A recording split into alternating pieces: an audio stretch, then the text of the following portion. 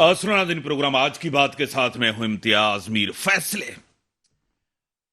Parliament में होते हैं, काबीना में होते हैं, ये बड़ा अहम सवाल है, कौमी मसाइल। और उसके साथ आज पीटीआई, एक दफा फिर बिलावल साहब ने उनके बारे में कहा है कि पीटीआई तशद्दुद और धांधली से इस इंतखाबी अमल को की हैसियत जो है वो कम हो गई है। आज पूरा दिन खैबर पख्तूनख्वा बलदियाती इंतखाबात थे, खुद कुछ धमाके, फायरिंग, 4 लोग, कीमती जानें जाया हुई हैं। हुक्मरानों ने पूरा निजाम IMF के हवाले कर दिया है। महंगाई, बेरोजगारी अपने उरूज पर है। 3 साल मुल्क की मैशियत तबाह होकर रह गई है। अपनी नाकामियों को छुपाने के लिए कभी PMLN, कभी पीपल्स पार्टी, कभी कोविड, कभी इंटरनेशनल हालात, उसको जिम्मेदार कह रही है पीटीआई गवर्नमेंट। मेरे साथ स्टूडियो में है सैयदा रमीशा अली साहिबा, तज्जिया निगार हैं, एनालिस्ट हैं, जर्नलिस्ट हैं। मैं आपको वेलकम करता हूं अपने शो में। Thank you. देखें, आज इंतखाबात हुए, आपके सामने है कि वहां तशद्दुद हुआ, काफी लोग पकड़े भी गए हैं और काफी चीजें हो रही हैं। यही पीटीआई कहती थी कि हम जो है ना न्यूट्रल एम्पायर के साथ खेलते हैं, न्यूट्रलिटी होनी चाहिए, कोई एक इदारा नहीं है जिनके साथ इनकी कन्फ्रंटेशन है। मुल्क के हालात भी आपके सामने, क्या कहेंगे? लोग टेंस हैं, लोग परेशान हैं, लोगों को समझ में नहीं आ रहा कि कहाँ जाएं। खान साहब ने तो सिर्फ ये बात नहीं, खान साहब ने तो बहुत सी बातें कही थी। खान साहब तो तब्दीली का नारा लेकर आए थे, हमने तो तब्दीली का नारा सीखा ही उन्हीं से है। वो तो ये तो नहीं कह रहे थे कि हम ऑपोजिशन का एहतसाब करेंगे, उनका नारा ये तो नहीं था। उनका नारा तो था कि तब्दीली आ नहीं रही, तब्दीली आ गई है। वो हमें ये आसरा इस बात का देकर आए थे कि तब्दीली आएगी पाकिस्तान में अगर हमारी हुकूमत आ जाती है। आप मुझे बताएं, तब्दीली आई? उन्होंने कहा था कि IMF के शिकंजे टूटेंगे, क्या टूटे?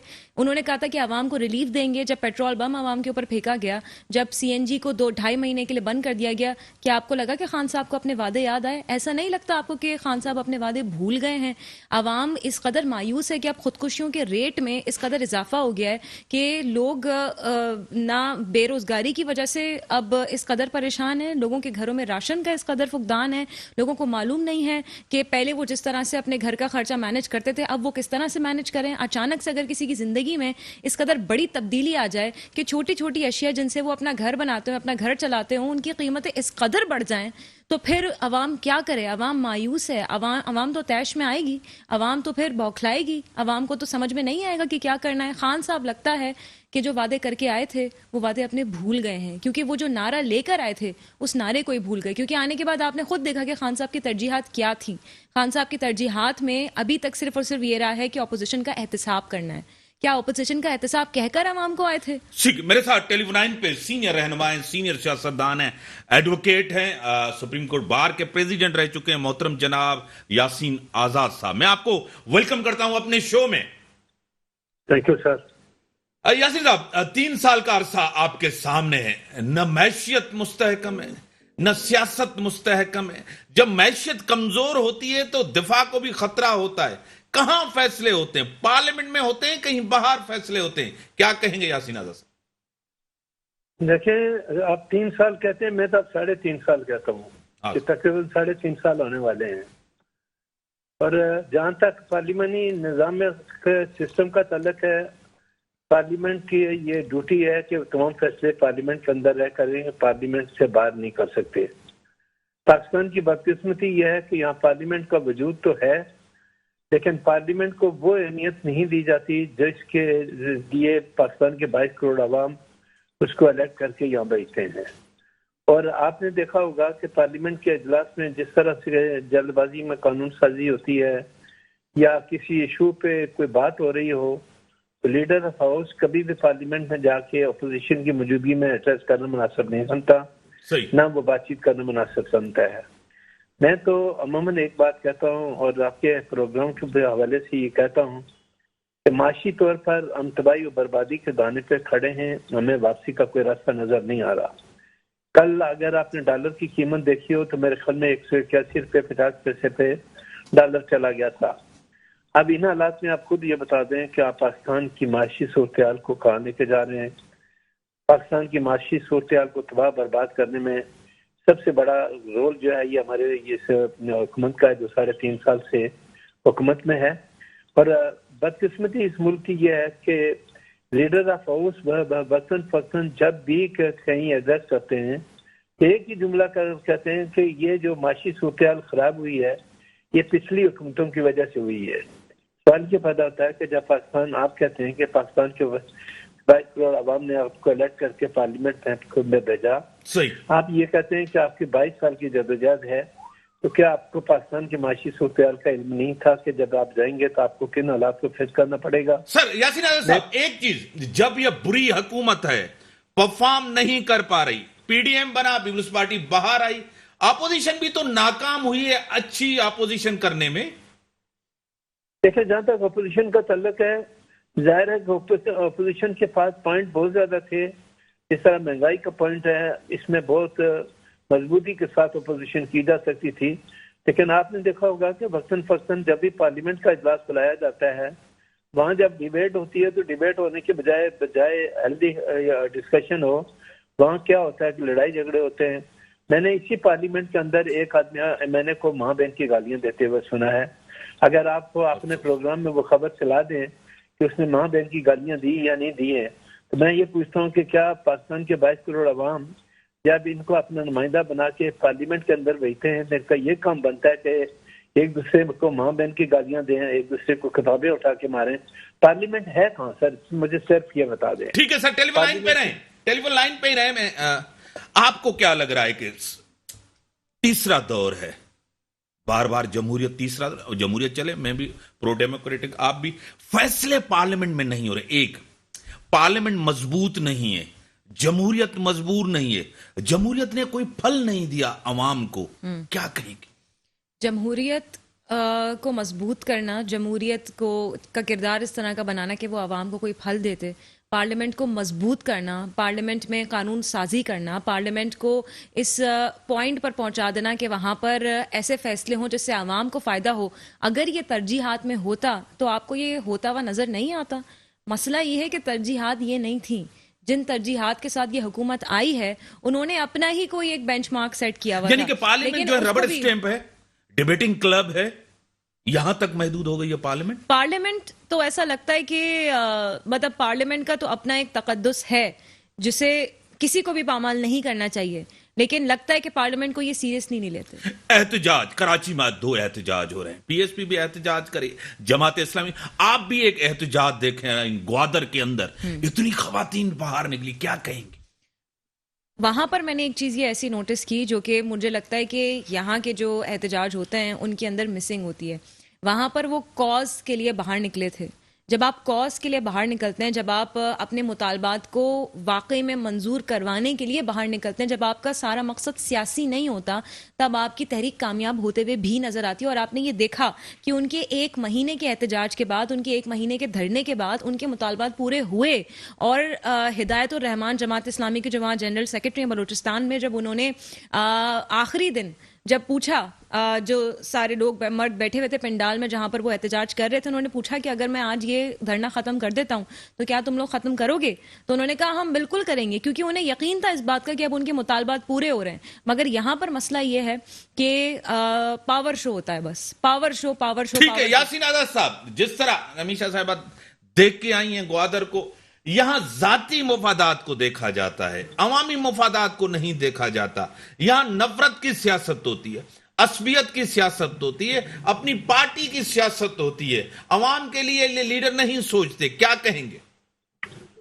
دیکھیں, سب سے پہلی بات یہ ہے کہ اگر پاکستان ہماری جو پارلیمنٹ ہے یہ لوگوں کے مسائل کو سمجھتی ہے, یہ سمجھتی ہے کہ پاکستان کے جو 22 کروڑ عوام ہیں وہ کن حالات سے دوچار ہیں, تو میرے خیال میں ان کو جو ہے نا پاکستان کے, ہم پارلیمنٹ میں ان کو الیکٹ کر کے بھیجتے اس لیے ہیں کہ وہ جائیں اور ایسی قانون سازی کریں جس سے پاکستان کے 22 کروڑ عوام کا فائدہ ہو.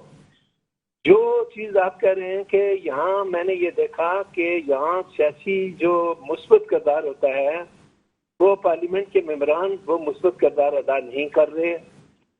پرائم منسٹر پاکستان ہے تو وہ اپنے آپ کو پارلیمنٹ سے بالا تر سمجھتے ہیں, پارلیمنٹ میں جانا پسند نہیں کرتے. میرے پاس ریکارڈ یہ موجود ہے کہ جب وہ اپوزیشن میں تھے, جب وہ اقتدار میں نہیں تھے, اس وقت ہارڈلی انہوں نے 4 یا 5 دفعہ اسمبلی کا سیشن جا کے اٹینڈ کیا. لیکن کروڑوں روپیہ تنخواہ میں وہ وصول کر کے لے کے چلے گئے. صحیح. میں تو یہ کہتا ہوں کہ جس آدمی کو الیکٹ کر کے بھیجتے ہیں وہ پارلیمنٹ کا اجلاس اگر جا کے اٹینڈ کر کے اس میں اپنا رول پلے نہیں کرتا تو اس کا ٹی اے ڈی اے کسی بھی صورت میں یا اس کو کسی قسم کی کوئی پیمنٹ نہیں ہونی چاہیے. آپ جو طریقہ کار اس وقت جو صورتحال ہے آپ خود دیکھ لیں کہ ہم کہاں کھڑے ہیں, اور جو ایگریمنٹ آپ نے سعودی عرب کے ساتھ کیا یا جو آپ نے ایگریمنٹ آئی ایم ایف کے ساتھ کیا, آپ نے پاکستان کی سورنٹی کو داؤ پہ لگا دیا, آپ نے تمام معاملات کو ختم کر دیا. میں تو یہ بات بالکل واضح الفاظوں میں کہتا ہوں کہ ہمارے ہاں سیاستدان جو ہیں وہ اپنی انا کی جنگ زیادہ لڑتے ہیں, ملکی مفادات کی جنگ کم لڑتے ہیں. ملکی مفادات کی اگر وہ جنگ لڑیں اور انا کی جنگ لڑنا چھوڑ دیں اور اصولی طور پر بیٹھ کر یہ دیکھیں کہ پاکستان کے 22 کروڑ عوام اس وقت جن حالات سے دوچار ہیں ان کو اس سے کیسے نجات دلائی جا سکتی ہے, اس کے لیے ہم کوئی بات کرنے کے لیے تیار نہیں ہیں. ان حالات میں یہ کہہ سکتا ہوں کہ پارلیمنٹ ایک ربڑ اسٹمپ بن کے رہ گیا, پارلیمنٹ کا کوئی رول نہیں رہا, پارلیمنٹ کوئی اپنا کردار ادا نہیں کر رہی. اور ان حالات میں جب آپ نے دیکھا ہوگا کہ سینٹ کے الیکشن میں بدقسمتی سے 64 آدمی ہاتھ کھڑے کر کے کہتے ہیں کہ ہم فلاں آدمی کے ساتھ ہیں, اور جب ووٹنگ ہوتی ہے تو اس میں سے 14 آدمی غائب ہو جاتے ہیں. تو اس وقت جو سینٹ کے کینڈیڈیٹ تھے آصف گزندو صاحب, اللہ تعالیٰ ان کو جنت میں جگہ دے, جب ان سے یہ سوال کیا گیا کہ آپ کے 14 ووٹ زیادہ تھے, آپ جیتے ہوئے تھے, یہ 14 ووٹ آپ کے گئے کہاں ہیں, تو انہوں نے باقاعدہ ادارے کے ہیڈ کا نام لے کے کہا کہ وہ لے کے چلا گیا. ان حالات میں آپ خود دیکھ لیں کہ ہماری اسٹیبلشمنٹ جو اپنے بڑی پیار اور محبت سے موجودہ حکومت کو لے کے آئی ہے اور ان کو لا کے بٹھا دیا ہے, کیا ان کو یہ حالات نظر نہیں آتے کہ پاکستان کے حالات کیا ہیں, کن حالات سے ہم گزر رہے ہیں, پاکستان کے عوام جو ہیں وہ کن حالات سے میں اپنی زندگی گزار رہے ہیں. تو میں یہ سمجھتا ہوں کہ جو سوال آپ نے کیا اس سوال کا جواب یہ ہے کہ ہم صرف پناہ کی جنگ لڑتے ہیں, لوگوں کے مفادات کی جنگ یاسین نہیں اظہر لڑتے. صاحب, تاریخ گواہ ہے, سیاستدانوں سے غلطیاں ہوئیں, ججز سے غلطیاں ہوئیں, جنرلوں سے غلطی ہوئی, آگے بڑھنا چاہیے نا. بالکل 100%. آج بھی میں کہتا ہوں کچھ نہیں گیا.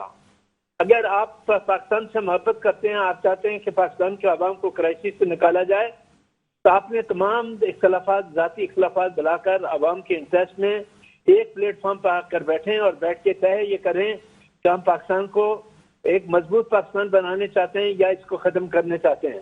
کیا 1971 اس پاکستان کے ڈاؤن فال کے بعد بھی جب ہم نے کوئی سبق حاصل نہیں کیا تو کیا آپ یہ سمجھتے ہیں کہ مزید سابق حاصل کرنے کے لیے تیار ہیں؟ میں نے اس زمانے میں دیکھا کہ کہیں ایک جنرل کا بیان یہ تھا جس میں انہوں نے کہا تھینکس گاڈ بنگالیوں سے ہماری جان چھوٹی. کسی نے اس جنرل سے یہ پوچھنے کی کوشش کی کہ آپ نے یہ جملہ کیوں بولا؟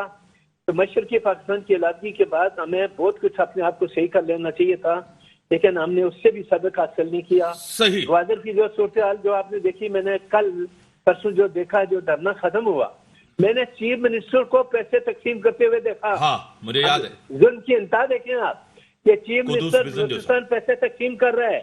اس سے پہلے فیض آباد دھرنے میں ہماری اسٹیبلشمنٹ کے لوگوں نے, دھرنے کے لوگوں میں بڑی مہربانی سر, ٹائم لمیٹڈ ہے, آپ کی بڑی مہربانی, آپ نے ٹائم دیا, آپ کی بڑی مہربانی. واقعی پیسے بریک کا ٹائم ہوگا, بریک کے بعد آتے ہیں اس کے اوپر ڈسکشن کرتے ہیں. ویلکم بیک ناظرین. جو ملک کے حالات ہیں آپ کے سامنے ہیں, معاشی سیاسی حالات آپ کے سامنے, حکمرانوں نے پورا نظام آئی ایم ایف کے حوالے کر دیا ہے. کیا کہیں گی کہ جس طرح یاسین آزاد صاحب نے بھی کہا کہ پارلیمنٹ اس طرح کام نہیں کر رہی, لیکن اس گورنمنٹ, ایک اگر مہنگائی ہو جاتی ہے کہتے ہیں سندھ گورنمنٹ ذمہ دار ہے, کہتے ہیں مہنگائی اسی وجہ سے کووڈ آیا, 3 سال پہلے حالات اس طرح نہیں تھے. کیا آپ ایگری کرتے ہیں؟ اور خان صاحب نے کہا سستا ترین ملک ہے, آپ کو سیلری کا بھی پتا ہے 25,000, لیکن وہ بھی نہیں ملتی. کس طرح غریب گزارا کرے؟ آپ خود غریب سے سوال کریں اگر, تو وہ آپ کو بہت آسان طریقے سے بتائے گا. اب لوگ آپ ان لوگوں سے پوچھیں کہ وہ کیسے گزارا کرنا چاہتے ہیں, ان کے منہ پر صرف ایک لفظ ہوتا ہے, وہ کہتے ہیں ہم خودکشی کر لیں گے. اس قدر عام فہم ہو گیا ہے یہ لفظ, لوگوں کے اندر یہ سینٹیمنٹ اس قدر بڑھ گیا ہے اب مایوسی کا. لوگ اب خودکشی کا لفظ اتنی آسانی سے استعمال کرتے ہیں, مجھے تو حیرانی ہوتی ہے کتنی مرتبہ. میں پیکج بنا رہی تھی, ایک میں کوریج کر رہی تھی پیٹرول پرائسز بڑھ جانے کے بعد, لوگوں سے سارٹس لے رہی تھی, بات کر رہی تھی. تو ایک کریم ڈرائیور تھا جس کے ساتھ گاڑی میں بیٹھی ہوئی تھی, میں نے کہا آپ مجھ سے بات کر لیجئے. میں نے اس سے بات کی, اس نے سب سے پہلے جملے میں خودکشی کا لفظ کہا. میں اتر کے گئی, میں نے پھر ایک رکشے والے سے بات کی, اس نے مجھے خودکشی کا لفظ کہا. میں گئی, میں پیٹرول پمپ پہ کسی سے بات کی, وہاں ایک غریب آدمی کام کر رہا تھا, اس نے مجھے خودکشی کا لفظ کہا. میں نے کہا میں کہاں جاؤں, کس سے میں ایسے بات کروں جو کہ اتنا مایوس نہ ہو.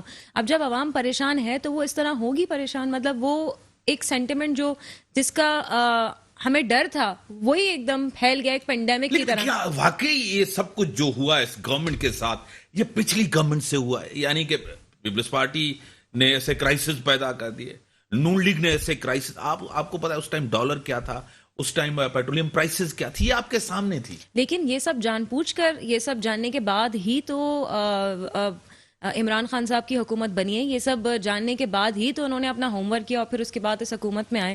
انہوں نے یہاں پر گورنمنٹ فارم کی. عمران خان صاحب تمام چیزوں سے باور تھے, انہیں سب پتا تھا, لیکن انہوں نے پھر بھی 50 لاکھ نوکریوں کا, انہوں نے پھر بھی 50 لاکھ گھروں کا وعدہ کیا. آپ مجھے بتائیں کہ آدھے گھر بنا دیے کیا انہوں نے پھر بھی 1 کروڑ نوکریوں کا وعدہ کیا. آپ مجھے بتائیں کتنی نوکریاں انہوں نے دے دی. کیا وہ کیا وہ نوکریاں ملی آپ کو؟ میں بتا رہی ہوں نا, کیا وہ 1 کروڑ نوکریاں لینے آئے تھے عوام سے یا عوام کو دینے آئے تھے؟ آپ کے سامنے ہے کرائسس. وہ کہتے ہیں کہ ہم نے 16 لاکھ لوگوں کو بیرون ملک بھیج دیا, وہاں پر اب وہ کاروبار کر رہے ہیں, کام کر رہے ہیں. آپ مجھے بتائیں, آپ بیرون ملک لوگوں کو بھیج رہے ہیں, یہاں کے لوگ کیا فاقے کریں؟ یہاں کے لوگ کیا کھائیں؟ وہ کمائیں گے تو کھائیں گے نا, لیکن لوگوں کے پاس نوکریاں نہیں ہیں. یہاں پر ڈگری پیشہ, یہاں پر ایسا شخص جو کہ جس کے پاس ڈگری ہے, جو کہ پی ایچ ڈی ہے, جو کہ ایم فل ہے, وہ ریڑھی لگانے پہ مجبور ہے. وہ اپنی ڈگری کو آگ لگا دے گا. کہتی ہے ہم نے انہیں سندھ کے بڑے شہر کراچی کو ہم نے میٹرو دے دیا ہے. یہ احسان آپ اسلام آباد کی مثال لے لیں. ہم نے ابھی کچھ روز پہلے ایک بڑی ویڈیو وائرل ہوتے ہوئے دیکھی تھی. ایک آدمی تھا جو کہ انتہائی پڑھا لکھا تھا, آفس میں کام کرتا تھا, مطلب اس کی ایک اچھی وائٹ کالر جاب تھی, لیکن اب وہ اپنی بیوی کے ہاتھ سے بنایا ہوا میکرونی, بیوی کے ہاتھ سے بنایا ہوا جو اس کے بریانی کے ڈبے ہیں, وہ جا کے اسلام آباد کی سڑکوں پہ بیچتا ہے. کتنی خواتین ایسی ہیں, کتنے مرد ایسے ہیں جو اب پڑھے لکھے لوگ ہیں, آفیسز میں کام کرنے والے لوگ ہیں, جنہوں نے اچھا خاصا پڑھا ہوا ہے, M Phil P H D کیا ہوا ہے, ماسٹرز کیا ہوا ہے, لیکن ان کے پاس ان کی فیلڈ کی نوکریاں نہیں ہیں. وہ سڑکوں پہ جا کر بریانی, چھولے, میکرونی, یہ ساری چیزیں بیچ. گورنمنٹ پھر بھی کہہ رہی ہے کہ اگلا ٹینیور بھی ہمارا ہے, لوگ ہمیں ووٹ دیں گے. جس طرح آپ اور میں ڈسکس کر رہے ہیں, آپ کو لگ رہا ہے کہ پہلے ووٹ تھا امید کا, کہ بھائی خواب دکھائے گئے, وعدے کیے گئے, جو خان صاحب بھول گئے یا کر نہیں پا رہے, نہ اہلیے یا اکانومی کو نہیں سمجھ. کہتے تھے میرے پاس ایکسپرٹس ہیں. آپ کو ایکسپرٹس کا بھی پتا چل گیا, پوری کابینہ یا پوچھے لوگ پچھلی گورنمنٹس کے کہہ رہے ہیں کہ میرے پاس ایک ٹیم تھی, وہ ٹیم کہاں چلی گئی؟ خان صاحب تو یہاں پر موروثی سیاست کو چیلنج کرنے آئے تھے نا. خان صاحب تو یہاں پر اسٹیٹس کو چیلنج کرنے آئے تھے. بڑا افسوس کی بات یہ کہ خان صاحب ان دونوں ہی چیزوں میں گیون کر گئے. خان صاحب تو ان دونوں چیزوں کے سامنے گھٹنے ٹیک گئے. ابھی آپ دیکھیں, ان کی اپنی جماعت, انہوں نے احتساب کیا اپوزیشن کا, کرنا چاہا, کہتے ہیں میں اپوزیشن کو NRO نہیں دوں گا. اپنی جماعت کے اندر دیکھیں, کیا وہاں انہوں نے احتساب کیا؟ کیا وہاں پر انہوں نے اپنے وعدوں کو پورا کیا؟ چیریٹی بھی تو گھر سے شروع ہوتی ہے نا. لیکن جب خود ہی یہاں پر وعدے پورے نہیں کر رہے تو پھر ہم باقی وعدوں کو کیسے پورا ہوتے ہوئے دیکھیں گے؟ آپ 2 سال کس طرح دیکھ رہے ہیں؟ کوئی حل, کوئی ریلیف, کوئی بہتری, معیشت بہتر, انڈسٹریلائزیشن, گیس کی لوڈ شیڈنگ بھی آپ نے دیکھی, آپ نے پیٹرول کی لوڈ شیڈنگ بھی دیکھی, یعنی کم ہو گئے, لائنیں لگی ہوئی تھی, پیٹرول نہیں ہے, نایاب ہو گیا. بے حسی ہے گورنمنٹ کی, بے بس گورنمنٹ ہے, کیا کہیں گے؟ یہ ہو سکتا ہے کہ جو وعدے انہوں نے پہلے کیے ہوئے ہیں انہیں پورا کر لیں ایٹ لیسٹ, کیونکہ حکومت میں آنے کے بعد انہوں نے 3 سال کا عرصہ لگایا گرین لائن کی بسز کو منگوانے کے لیے, اور اب گرین لائن فائنلی ہونے جا رہی ہے. 25 دسمبر سے لوگ اس کو استعمال کر سکیں گے, لیکن جی بالکل وہ بھی ابھی تک پورا نہیں بنائے. لیکن انیشلی پلان تھا کہ بھائی ہم تو یلو بھی بنائیں گے, ریڈ بھی بنائیں گے, اورنج بھی ہوگی, مطلب لنڈن میٹرو کے جیسا ایک, میں نے خود پلانز دیکھے اس کے, ان کا پلان تھا کہ بالکل اسی طرح کا کراچی شہر کو بھی بنا دیں گے, KCR کو بھی ریوائیو کر دیں گے. بٹ مسئلہ سارا یہ ہے کہ آپ سارا برڈن بھی تو اس کے اوپر نہیں ڈال سکتے نا, پچھلی حکومتوں کے اوپر. آپ کچھ تو ہوم ورک کر کے آئے ہوں گے. سندھ گورنمنٹ ذمہ دار ہے, سندھ گورنمنٹ اپنی چیزوں کی ذمہ دار ہے. آپ اپنے کاموں کو, جو میٹرز فیڈرل کے اندر آتے ہیں, آپ انہیں تو دیکھیں پہلے. آپ فیڈرل کے میٹرز کو صحیح سے ہینڈل نہیں کرے, آپ سندھ حکومت کے اوپر سارا برڈن ڈال رہے ہیں. MQM کے اوپر بڑی ذمہ داری ہوتی ہے. اب کچھ لوکل گورنمنٹ ایکٹ آپ کے سامنے ہے, سب سراپا احتجاج ہیں. اب پیپلز پارٹی کو ایک میجورٹی ہے, وہ انہوں نے قانون پاس کیا ہے, ان کے پاس آپشن ہے, جائیں کورٹ میں. جس طرح آپ کو پتا ہے 32-33 بل پاس کیے گئے تھے ایک ہی دن کے اندر, اس ٹائم تو وہ کہہ رہے تھے کہ نہیں ہم نے کر لیا, ہماری میجورٹی ہے. سندھ گورنمنٹ نے بھی تو اپنی میجورٹی دکھائی. یہ کیا سیاست ہو رہی ہے اس ایشوز پہ؟ یقیناً ہر کوئی اپنی سیاسی طاقت دکھانے کے شو میں لگا ہوا ہے. مطلب افسوس کی بات یہ کہ پہلے پاور شو صرف سڑکوں پہ اور سٹیجز پہ ہوتے تھے, اب پاور شو ایوانوں میں بھی ہونے لگے. کیا آپ کو لگ رہا ہے کہ آگے چل کے پیپلز پارٹی ایک بڑے مینڈیٹ کے ساتھ, پیپلز پارٹی کو پنجاب کے اندر اسپیس آپ دیکھ رہی ہیں, ایک چیز ایم کیو ایم دوبارہ ریوائیو ہوگی, دو پی ٹی آئی کو اتنی میجورٹی ملے گی کراچی کے اندر جتنا لوگوں نے اعتماد کیا تھا ایم کیو ایم کے بعد, ایک الٹرنیٹو جماعت, بہتر جماعت سمجھ کے دیا, مایوس کیا انہوں نے, نا امید کیا ہے.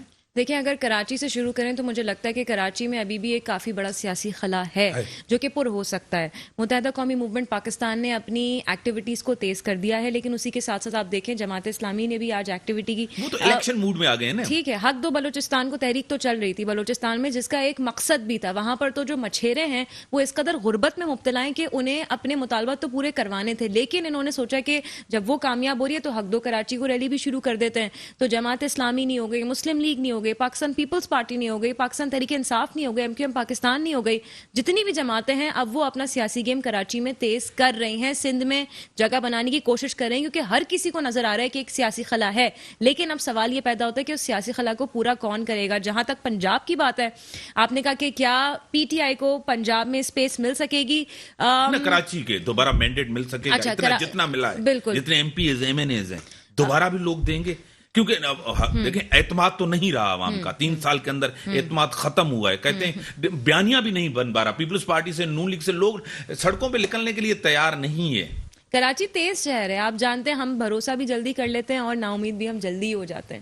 تو مجھے لگتا ہے نا امیدی کی ایک لہر اس قدر عام ہو گئی ہے, اس قدر پھیل گئی ہے کہ اب اس بار وہی والا مینڈیٹ ملنا مشکل ہے. لیکن کس پہ بھروسہ کریں. لیکن سمت نظر آ رہی ہے گورنمنٹ کی, کوئی ڈائریکشن, گورنمنٹ کی ڈائریکشن بھی نظر ہے. چلو آپ نے کہا کراچی والے جو ہے نا جلدی اعتماد کر لیتے ہیں, ڈائریکشن ہے نا, 3 سال کے بعد بھی ابھی لوگ پریشان نہ ہوں. آپ کو ڈائریکشن نظر نہیں آ رہی. ڈائریکشن ہے election. Election is the only direction right now Hare party کا. تو بس اب وہی ڈائریکشن ہے. وہ بھی کہہ رہے ہیں ای وی ایم کے تحت نہیں ہوگا تو ہم پیسے ہی نہیں دیں گے الیکشن کمیشن کو. کہہ رہے ہیں کہ یہ داندلی کا منصوبہ ہے, یہ شیطانی مشین ہے, جس طرح نون لیگ کہہ رہی ہے. تو کس نے کہا کہ یہ شیطانی پروف نہیں ہے؟ یہ ہو سکتا ہے دھاندلی پروف نہ ہو, کیونکہ آپ کو تو پتہ ہے کہ جب آر ٹی ایس کے جب آر ٹی ایس کے اندر ریزلٹ ڈالے جاتے ہیں, جب آر ٹی ایس کے اندر ان پٹ کیا جاتا ہے تو وہ تو مینول سسٹم ہوتا ہے سارا, وہاں پہ دھاندلی نہیں ہو سکتی. کیا میں نہیں کہہ رہی کہ دھاندلی ہوگی, بٹ دا تھنگ از کہ کوئی فل پروف پلان تو نہیں ہوتا نا پورے طریقے سے. جو جہاں ہارتا ہے وہ کہتا ہے دھاندلی, جو جہاں جیتتا ہے فیئر الیکشن. اب یہ تو ایک ایسا سینٹیمنٹ ہے نا کہ آپ سالوں سے چلی آ رہی ہے چیز, ہاریں گے تو کوئی نہ کوئی وجہ تو دیں گے. دبا نہیں ہے, یہ سلیکٹڈ ہے.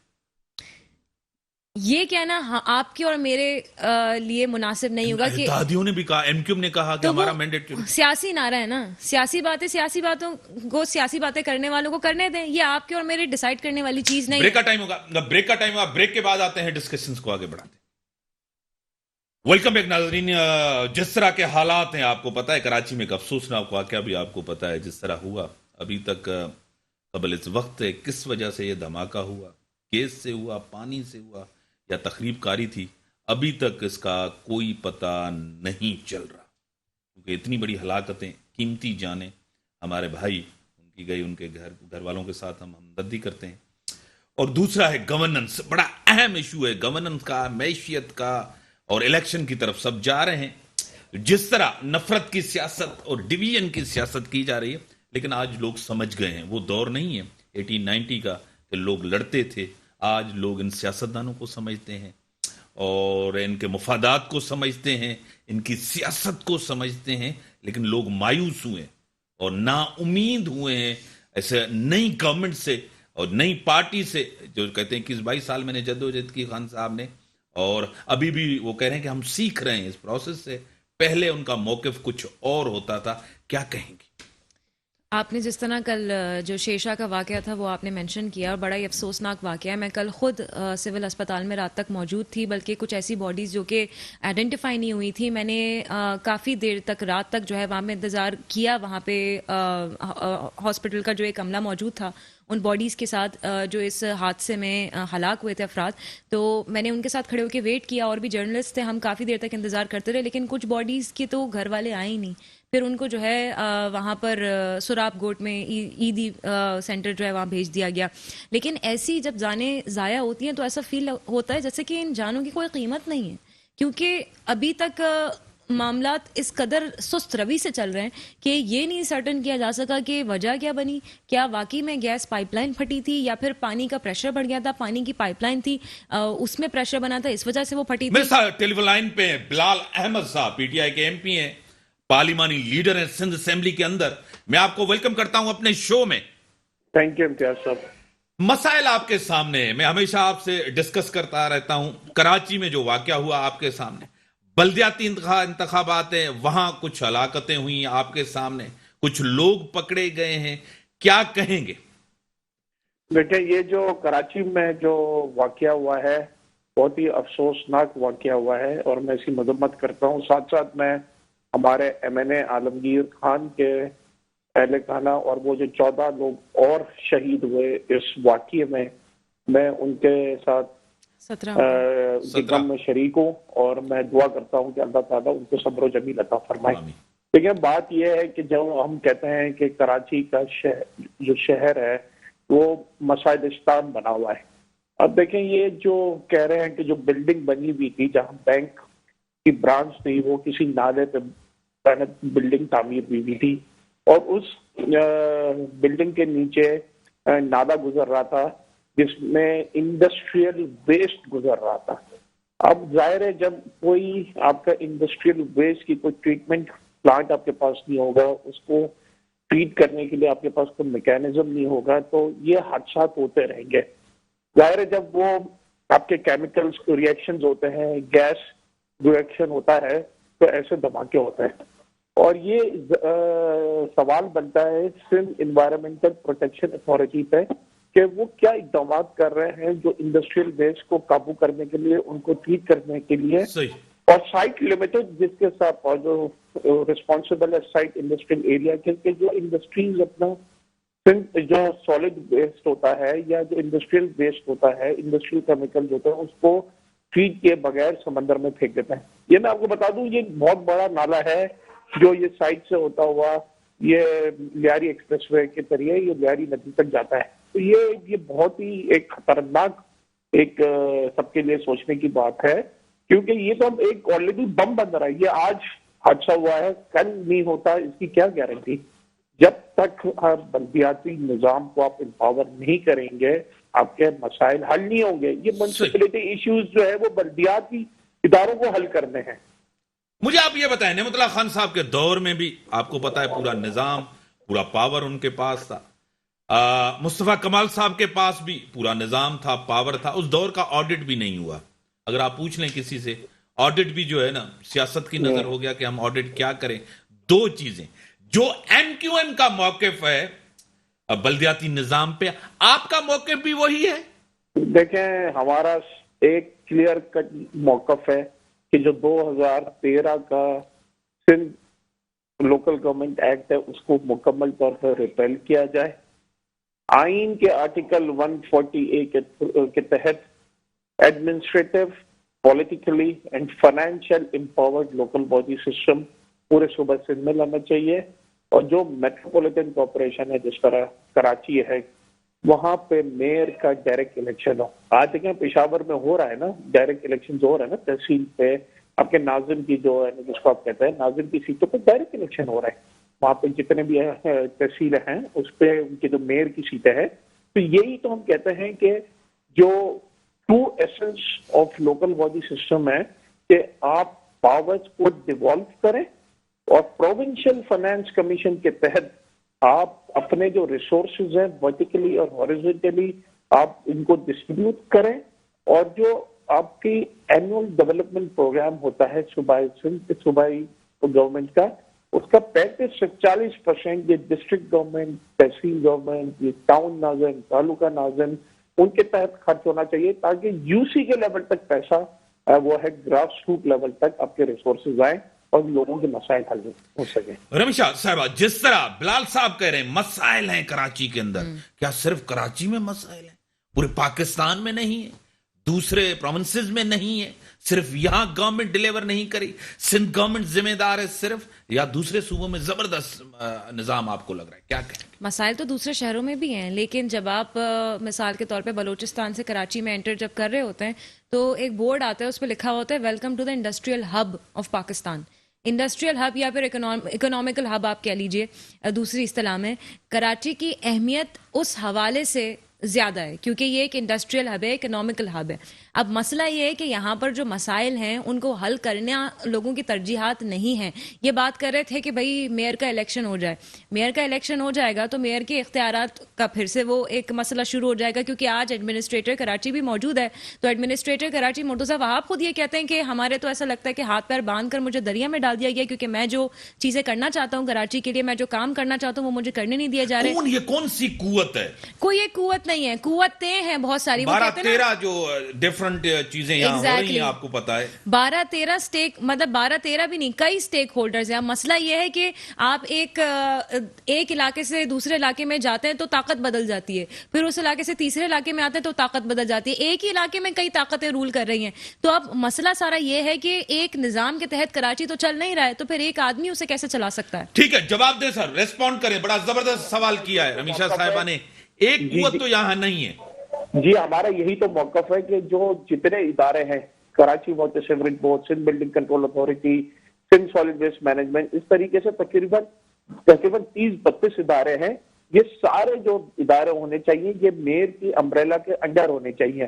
میئر ان کو اوورسی کرے. اب دیکھیں انہوں نے جو بیسک ہیلتھ یونٹ ہے یا جو پرائمری ایجوکیشن سسٹم ہے جو پہلے ڈی ایم سیز، کے ایم سیز یا یو سی کے لیول پہ آپریٹ اور مینٹین ہوتے تھے، وہ بھی اس بلدیاتی ایکٹ کے بعد انہوں نے اپنے پاس لے لی ہیں. تو جہاں ہم ڈیولیوشن آف پاورز کی بات کرتے ہیں تو انہوں نے تو ایسا لولا لنگڑا انہوں نے بلدیاتی نظام لائے کہ اس سے آپ کے مسائل حل نہیں ہوں گے جب تک ڈیولیوشن آف پاور اور فائنینشیل امپاورمنٹ نہیں ہوگی. میں آپ کو ایگزامپل دیتا ہوں، پراپرٹی ٹیکس جو ہو وہ آپ کے بلدیاتی اداروں کو کلیکٹ کرنا چاہیے، اور ساتھ ساتھ یہ بھی ہونا چاہیے کہ جس ایریا سے کلیکٹ ہو اس ایریا پہ ایک اس کا سرٹن پرسنٹیج لگے تاکہ آپس میں جو کاؤنسل ان کا کمپٹیشن ہو. صحیح کہہ رہے ہیں کہ زیادہ پاورز دیے جائیں. آپ کو پتا ہے کراچی کے مسائل 2-3 بڑے اہم مسائل ہیں. یہ آج کے مسائل نہیں ہیں. کوئی گورنمنٹ اس کو حل نہیں کرے. پیپلز پارٹی کی بڑی ذمہ داری ہے، وہ اس کے اوپر ذمہ داری آتی ہے کہ مسئلہ، سب سے بڑا کچرے کا مسئلہ آپ کو خود پتا ہے. پانی K4 منصوبہ آپ کے سامنے ہے. ایک میٹرو پورا کراچی کو پہلے ملنا چاہیے تھا، لاہور کو پہلے ملا، پنڈی اسلام آباد کو پہلے ملا. کیوں کراچی کو نظر انداز کیا جا رہا ہے؟ کیوں سندھ کی پرائرٹی نہیں ہے پی ٹی آئی کی؟ وجہ کیا ہے؟ گیس کا مسئلہ ہو گیا ہے، پولیوشن کا مسئلہ ہو گیا ہے، درختوں کا مسئلہ ہو گیا ہے، بلین ٹری سونامی ہونے والا تھا. کراچی میں آپ لگتے ہوئے دکھا دیں مجھے ایک درخت جو کہ اس تحریک کے ذریعے یا زیر انتظام لگ رہا ہو. جس شہر میں سب سے زیادہ درختوں کی ضرورت ہے اس شہر میں درخت لگانے والا کوئی نہیں. نہ صرف یہاں پر چاند نظر نہیں آ پاتا کیونکہ پولوشن سے بادل اتنے زیادہ ہو جاتے ہیں، بلکہ سڑکوں پر آپ گاڑی کھڑی کرنی مشکل ہو جاتی ہے، کوئی وہاں پر کوئی نظام نہیں ہے. بات دراصل یہ ہے کہ کراچی کے میئر کو اختیارات دینا پرائیورٹی نہیں ہے. پرائیورٹی اس بات کی ہے کہ پیپلز پارٹی کا میئر آئے گا تو اسے شاید اختیارات مل جائیں، پاکستان تحریک انصاف کا میئر آئے گا تو شاید اسے اختیارات مل جائیں. جب سیاسی مفادات کو ہی آگے رکھا جائے گا تو پھر وہی اہداف پورے کیے جائیں گے نا، عوام کے اہداف تو پورے نہیں کیے جائیں گے.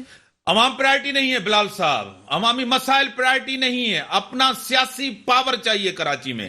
کراچی کو کہہ رہے ہیں کہ ہمیں، وہ میری بات ادھوری رہ گئی، میری بات پہلے کمپلیٹ ہونے دیں کہ دیکھیں جو جتنے مسائل تھے سندھ حکومت نے ایکسپٹ کیا ہے کہ وہ 14 سال میں کراچی کی شہر کو ایک بس نہیں دے سکے.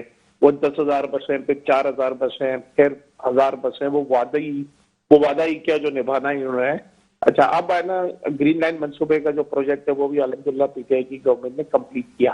اچھا دوسری بات جو K4 کا پروجیکٹ تھا، جو 12 سال پہلے K4 کا پروجیکٹ آ جانا چاہیے تھا، وہ 25 بلین کا جو پروجیکٹ انیشلی کنسیو ہوا تھا جس میں 12 ارب روپے خرچ ہو گئے اور وہ قوم کا پیسہ ضائع ہو گیا. اب وفاقی حکومت نے 100% اپنے اوپر لے لیا ہے اور یہ تقریباً 125 ارب روپے کا پروجیکٹ. بڑی مہربانی سر. 1100 ارب روپے کا کیا ہوا؟ 162 ارب روپے کا کیا ہوا؟ یہ بڑے وعدے ہیں سر. میرے پاس ٹائم لمیٹڈ ہے. بلال صاحب آپ نے بڑی مہربانی. رمیشہ صاحب آپ ہمیشہ آتی ہیں، آپ کی بڑی مہربانی. جو ملک کے حالات ہیں آپ کے سامنے ہیں. 1100 ارب روپے، 162 ارب روپے. کراچی کو اگر کوئی بسیں دی جاتی ہیں تو ایسے لگتا ہے احسان کیا گیا. ملک کی اکانومی آپ کے سامنے ہے. جتنے ایکسپرٹ کہہ رہے ہیں کہ معیشت تباہ ہو گئی، لیکن گورنمنٹ بڑی کانفیڈنس. اسی کے ساتھ اجازت، اللہ حافظ.